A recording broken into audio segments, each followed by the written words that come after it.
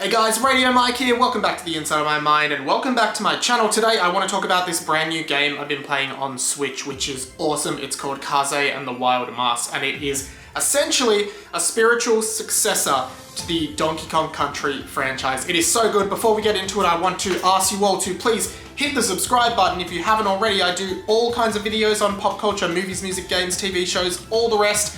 Check out some of my other videos, I'll pop them on screen now. Hit a subscribe. We just reached the recommended or the required amount of watch hours to monetize the channel. Give yourselves a round of applause if you've contributed to watching any of my videos. But seriously, thank you so much for that. That's going to be a huge help. And also I have a Patreon. You can subscribe to that to help out and get a few bonuses. Check out my podcast. But on to the actual video. Let's stop waffling on. So I absolutely love the 2D platformer. I think it is a great genre of gaming. Probably up there with my favorite, the 2D and 3D platformer. Platforming in general, I think, is some of my favorite type of gameplay, if that makes sense at all. Particularly the 2D platformer, because I think it mixes a bunch of stuff, including timing, patience, speed, and wanting to do things quickly, but having to like really plan out and learn from your mistakes and adapt as you play a game. One of the first games I ever played in my life was Donkey Kong Country on Super Nintendo. We had a Super Nintendo at home. We had 3 games: Donkey Kong Country, Pinocchio the game, which we could never really figure out, and Super Mario All-Stars. Those were the first 3 games I ever owned. Well, I didn't own them, my dad did, but he bought them for us, so I guess by proxy I did kind of own them.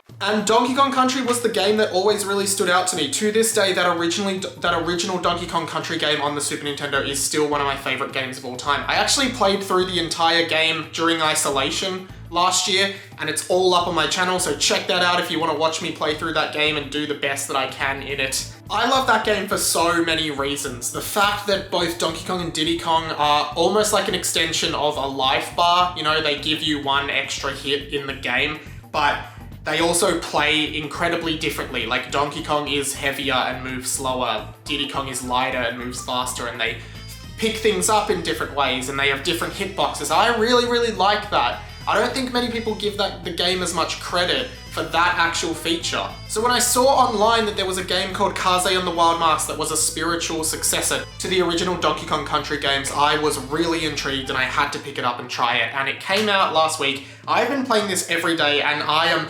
so happy and satisfied with everything this game is. A spiritual successor tries to pick up where things left off on a game series and basically adapt the best part of that game into a new property to try and make it feel like you're playing a version of that old game in a way. For example, Ukulele with Banjo-Kazooie, a game that not many people seem to like.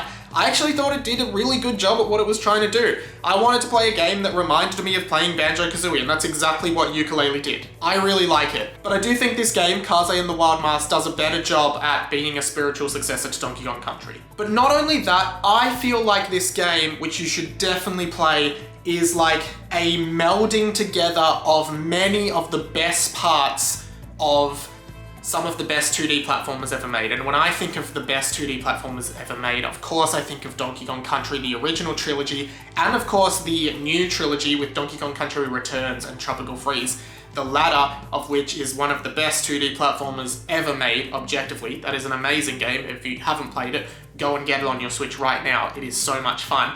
But then I also think of games like Rayman. I think of games like Mega Man X, which is one of my favorite games of all time. If you haven't played Mega Man X, I'm sure you can get it on Switch now. Get that as well, play it. Of course, the Super Mario series, and even games like Sonic the Hedgehog, which really tried to mix speed and timing with the platforming genre. That's the whole reason it existed. And this game does all of that. Kaze is a rabbit character, and she, I believe it's a girl, I don't know. Frankly, I don't really care about the gender of this fictional character, but let's refer to her as she. Cool. Kaze can jump and spin in the air with her rabbit ears, which functions similarly to like Rayman's helicopter ears or Dixie Kong's hair in Donkey Kong Country 2 and 3, where it swirls around and gives you some more time in the air to help time your jumps. Throughout the game though, you can get various power-ups that function similarly to how the animal buddies function in Donkey Kong Country. They give you different abilities that help you traverse different parts of the map. But the difference between the animal buddies and the masks is the animal buddies, if you lose them, you can still complete the level. You can't lose the mask. They are required for that level. So you don't take a hit and then lose that character. The first one we are introduced to, I believe, is the bird mask, which functions almost identical to how the Squawky animal buddy in Donkey Kong functions. Basically, you tap and you're hovering up and down and you can shoot a projectile. There is also a tiger mask, which gives you a dash attack that really reminded me of Mega Man X. And there is a lizard mask that basically puts you on rails and essentially functions as the minecart levels from Donkey Kong Country in a way. Also get vibes of Sonic the Hedgehog a little bit in those parts as well. There's also a shark mask that is used for underwater bits where you can dive down and accelerate in the water to swim quicker and different things like that. The music in this game is great. It is definitely not the heights of like the David Wise Donkey Kong Country score, but it is still really good and very atmospheric. The one that stands out the most to me is like the not Egyptian, like the desert style levels, which really evokes the Agrabah theme from Kingdom Hearts, which is the Aladdin level. Really very similar songs. You also collect the 4 letters cut for Kaze the same way you'd collect the Kong letters, and there are bonus rooms hidden that are fun to find. There are also little crystals to collect that serve as the bananas that you would collect in Donkey Kong Country. It is very similar. It does feel like one of those original 3 Donkey Kong Country games on the SNES. The pixel art is gorgeous. It is beautifully animated. It is such a fun game to play. Everything about this hits the mark you want it to hit, and I think this is a really classic 2D platformer that you should definitely get.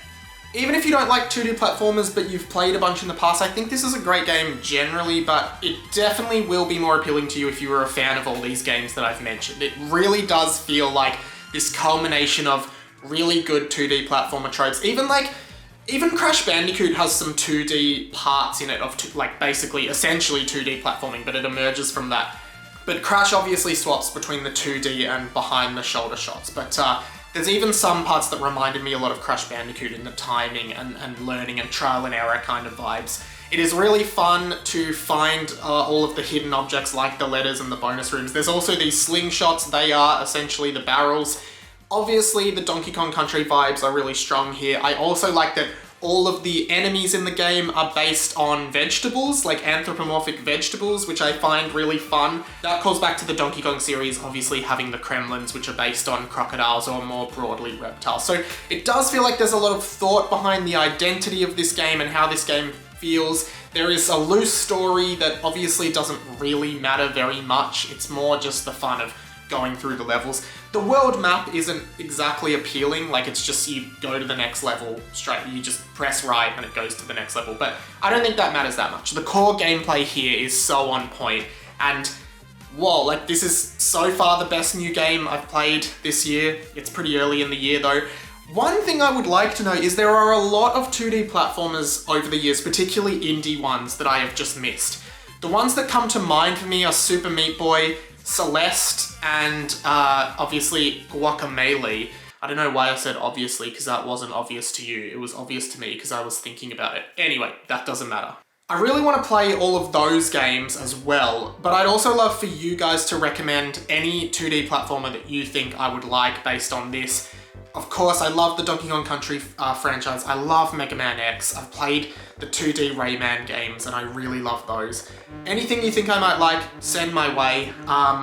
I do know about Yooka-Laylee and the Impossible Lair, which was the 2D sequel to Yooka-Laylee. I have played a bit of it. It didn't quite feel like I wanted it to feel, and I certainly think Kaze plays better than Yooka-Laylee and the Impossible Lair, but I do think I'm gonna go back to Impossible Lair after this to just try it again and try to get back into it. It was really fun, it just didn't feel quite right with the physics to me, but I know a lot of people really like that game. Any other recommendations, let me know. Check out some of my other videos which are on the screen now, some of my podcasts that I upload in full on this channel every Wednesday and Thursday, including my Harry Potter fanfiction podcast. This week, my guest on that, where I read my Harry Potter fanfiction that I wrote when I was 13, is Dilruk Jayasinha, famous Australian stand-up comedian. That was super fun. Go and check that out. Subscribe, thumbs up, comment, and yeah, I'll see you in the next video. Thank you for watching.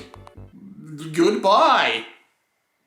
But I went to run my hand through your hair and I noticed you were attached to string.